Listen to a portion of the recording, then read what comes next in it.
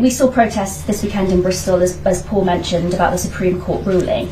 Do you believe a trans woman is a woman?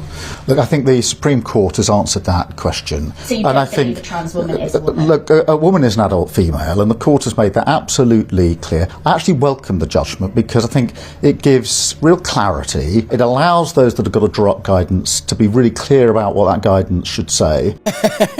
Guidance, clarity, curious prevarication around this issue for someone who had a different perspective earlier on. How can you rely on him when it comes to, say, Ukraine and Russia and whether or not British taxpayers should fund that war?